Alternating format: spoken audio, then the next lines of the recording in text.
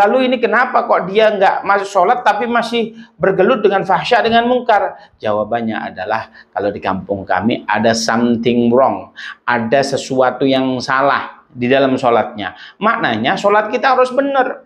Makanya Rasulullah mengatakan, "Shollu kama ra'aitumuni usolli." Sholatlah kalian seperti halnya melihat sholatku. Loh, kita kan hidup jauh setelah wafatnya Rasulullah. Kita ini tidak bisa ini. Kita nggak kita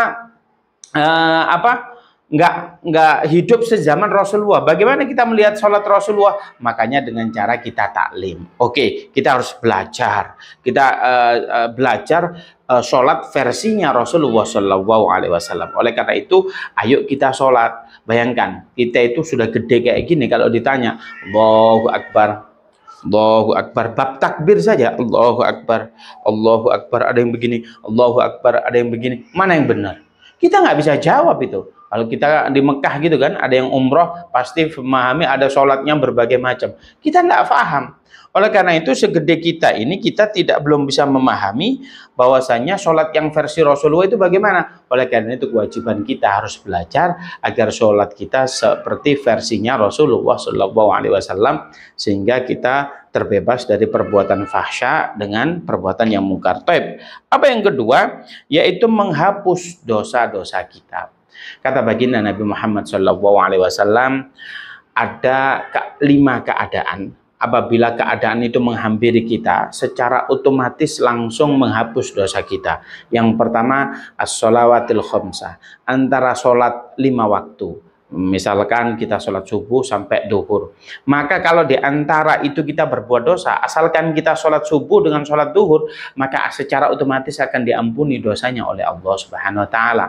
Kemudian apa? Sholawatil khamsah dan seterusnya ya. Ada antara Jum'ah dengan Jum'ah, ada antara Ramadan dengan Ramadan, ada antara dan seterusnya. Maka keadaan semacam ini secara otomatis kita akan diampuni dosa-dosa kita. Sehingga apa? Apabila orang senantiasa menjaga sholatnya dengan baik, fa insyaallah dosanya akan diampuni secara otomatis oleh Allah. Otomatis itu maknanya begini, tanpa kita mengucapkan istighfar, tanpa kita mengucapkan astaghfirullahaladzim, maka secara otomatis diampuni oleh Allah Subhanahu wa Ta'ala. Maka bagi saya serukan, bagi siapa saja yang merasa punya dosa, yang nggak merasa punya dosa ya nggak usah. Tapi ada nggak orang yang nggak mungkin punya dosa? Nggak ada. Apa? Sebab kita itu ditakdir al-insanu mahallul khata' wal nisyan. Manusia itu tempat salah, udah salah, lupa lagi. Ya jelas kita banyak dosanya. Oleh karena itu apa? Ayo jaga sholat kita, maka sholat itulah yang senantiasa meminta ampunan kepada Allah Subhanahu wa Ta'ala, sehingga Allah secara otomatis akan mengampuni kita apabila kita melakukan apa itu tadi, sholat insya Allah dengan baik, sholatnya versi Rasulullah Shallallahu Alaihi Wasallam. Selanjutnya adalah apa kata baginda Nabi diterangkan di sini. Yang ketiga adalah mendapatkan cahaya pada petunjuk dan petunjuk pada yaumul kiamah, pada dasarnya nanti di hari kiamat. Bayangkan ada seseorang yang tidak mendapatkan hidayah atau tidak mendapatkan petunjuk. Bagaimana tidak mendapatkan petunjuk? Begitu besarnya pada saat itu alam, kita harus kemana? Kita harus mengikut siapa? Kita harus mencari siapa? Apakah mencari baginda Nabi Muhammad SAW? Apakah kita mengikut Dajjal dan lain sebagainya? Atau mengikuti siapapun nanti yang tidak mengikuti Rasulullah SAW? Oleh karena itu kita tidak mendapatkan petunjuk. Jika kita mendapatkan petunjuk itu enak. Kita ambil contoh. Kita mau ke Jogja, kita lewat tol, enak itu, turunnya di mana, insya Allah nyampe. Itu ada petunjuk. Pakai Google Map atau apa segala macam, itu ada petunjuk. Tapi bayangkan kalau kita nggak dapat petunjuk, kayak kita mau jalan kemana, nggak tahu, nggak ada yang mengarahkan. Begitu juga nanti dia memiliki kiamat. Oh, kita diarahkan di situ tempat Rasulullah. Mintalah syafaat kepada Rasulullah dengan cara ini, semua dikasih petunjuk. Dan di sini dikatakan oleh hadis Rasulullah, kita akan dikasih nur. Nur itu cahaya, dan cahaya itu nanti di yaumul kiamah satu yang menerangi daerah-daerah kita, sehingga kita apa? Mudah mendapatkan hidayah. Yang kedua, kita mendapatkan nur itu sebagai identitas kita selaku orang muslim. Nih ahli sholat nih, mukanya glowing, walaupun nggak pakai skincare begitu ya, glowing begitu. Nah itu kita mendapatkan apa? Nur. Tapi itu yang ketiga. Apa yang keempat? Yaitu diangkat derajatnya oleh Allah Subhanahu wa taala. Bahwasanya Allah Subhanahu wa taala mengatakan apabila seseorang menjaga sholatnya dengan baik, maka derajatnya akan diangkat oleh Allah Subhanahu wa taala. Bayangkan, modal kita sholat itu tidak mahal. Kita cukup berwudu, kita spend waktu barangkali 5 menit, 5 menit udah bagus banget itu. Maka Masya Allah akan ditingkatkan derajatnya oleh Allah Subhanahu Wa Taala. Derajat naik itu bisa jadi di dunia ataupun di akhirat. Bayangkan kita di dunia dulu deh. Di dunia, maka seseorang itu apabila derajatnya naik di hadapan Allah Subhanahu Wa Taala itu luar biasa sekali. Orang itu bisa naik, kita ambil contoh, Masya Allah, di kalangan masyarakat. Kalau di duniawi itu mungkin dipandang masyarakat, dihormati dan lain sebagainya. Derajat naik tatkala dia berbisnis, maka ekonominya increase, naik, begitu kan bagus. Orang itu kalau suka bisnisnya dimudahkan, orang suka bersosialisasi ke tetangga dimudahkan, orang yang ingin berdakwah dimudahkan oleh Allah Subhanahu Wa Taala. Maka kunci kehidupan itu apabila kita ingin dimudahkan oleh Allah dalam segala hal, ditingkatkan derajatnya, maka pastikan kita menjaga sholat. Menjaga sholat, waktu kita itu 5 menit saja untuk sholat, maka akan ditingkatkan derajatnya. Derajat di dunia, derajat di akhirat bagaimana? Otomatis kalau banyak orang sederajat, ya di level yang sama. Kalau derajatnya naik, akan levelnya ditingkatkan. Kita ambil contoh, derajat yang paling rendah, orang Masya Allah kepanasan, orang pada di padang mahsyar. Pada saat saya haji, pada waktu ada ulama dari Mesir, beliau berkhutbah, Masya Allah, beliau bercerita, ada orang nanti di padang mahsyar itu malu kepada Allah Subhanahu Wa Taala. Kenapa malu? Karena dia itu, mohon maaf sekali, dia itu diperintahkan oleh Allah di dunia tapi tidak pernah menjalankan, sehingga beliau ketemu dengan Allah Subhanahu Wa Taala malu. Ada orang yang malu, keringet dingin sampai semata kaki keringetnya. Ada orang sampai selutut. Ada orang yang sampai pusernya. Ada yang sampai segini. Ada yang sampai yastagriku. Itulah keadaan orang-orang ini. Maka nanti apabila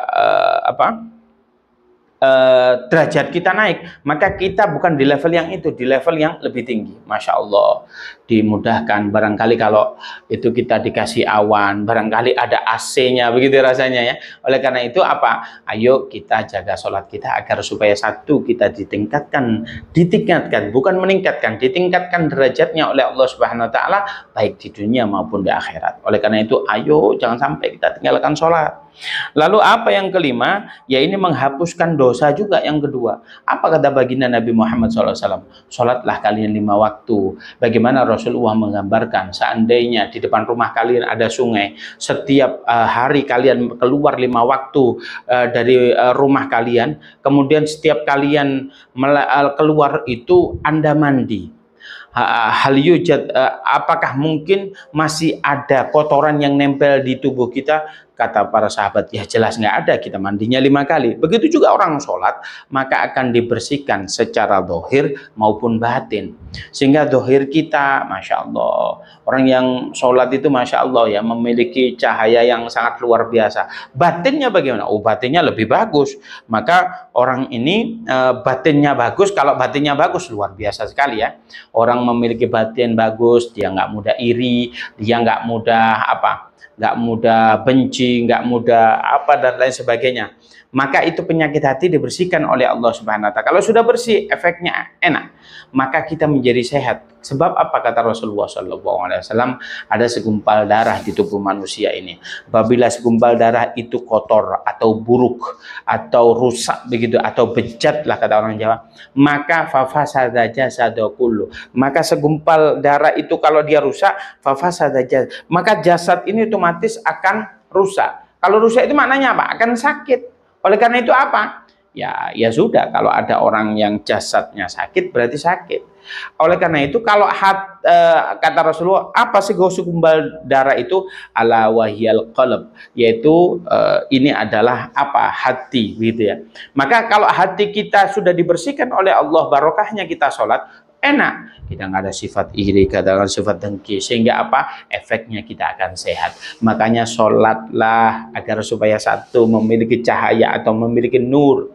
Sholatlah kita agar supaya dibersihkan oleh Allah. Hati kita itu nggak ada galau, nggak ada gundah, nggak ada gulana, sehingga apa? Insya Allah kalau kita sudah hati kita enak, maka kita akan sehat. Maka apa? Kunci hidup yang enak, yang sehat, agar kita glowing, sholat. Oleh karena kita harus sholat. Tapi selanjutnya adalah apa? Yaitu yang keenam fadilah sholat itu Allahum alladzina yarisunal firdaus. Mereka adalah orang-orang yang mewarisi surga firdaus. Tatkala kedua orang tua kita meninggal, banyak di antara orang-orang ini sedih. Mungkin sedihnya cuma seminggu atau 40 hari, bahkan 100 hari, sudah hampir lupa. Tetapi yang diingat oleh mereka, bahkan direbutkan itu warisannya. Ada orang tuanya masih ada, sudah direbutkan. Ada orang yang di sini direbutkan oleh ahli warisnya, maka kita itu berebut warisan. Tetapi yang dijanjikan oleh Allah Subhanahu wa taala, barang siapa yang sholat itu, barang siapa yang menjaga sholat, maka bukan warisan duniawi saja, akan diberi apa? Warisan dalam bentuk surga. Bukan main-main surganya, bukan level yang terendah, tapi surga firdaus. Ini bayangkan, luasnya surga itu antara bumi dengan langit dijadikan satu, itu masih luasan surga. Bayangkan, kalau kita punya warisan tanah 1 hektar saja, udah bangga ini kita punya warisan 1 hektar. Tetapi apa? Bagaimana surga itu diwariskan, surga firdaus, kepada kita semua. Oleh karena itu diperuntukkan bagi orang-orang yang senantiasa menjaga sholat. Oleh karena itu kalau orang jangan bingung-bingung, pasti dikasih warisan oleh Allah dengan cara apa? Alladzi yakhfadunas shalah. Orang yang senantiasa menjaga sholat. Oleh karena itu ayo kita lakukan sholat agar supaya nggak main-main. Kita dapat warisannya yang sangat luar biasa, yaitu surganya Allah Subhanahu wa taala. Apa yang kelima? Yaitu membuat hati kita tenang.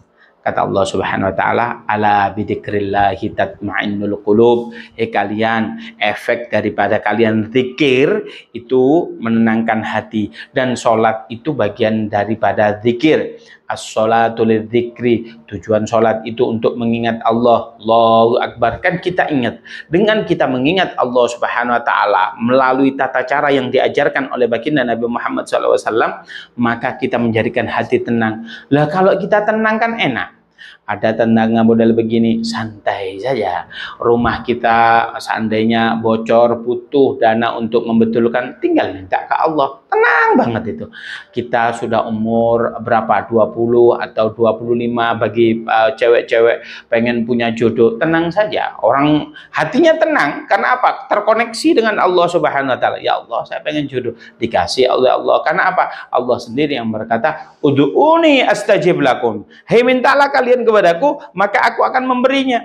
Maka bagi hamba-hamba yang tidak ada ragu dengan janjinya Allah, tidak ada hati-hati yang kotor, maka santai saja. Dia minta sesuatu kepada Allah agar supaya dikabulkan oleh Allah Subhanahu wa taala, maka santai sajalah.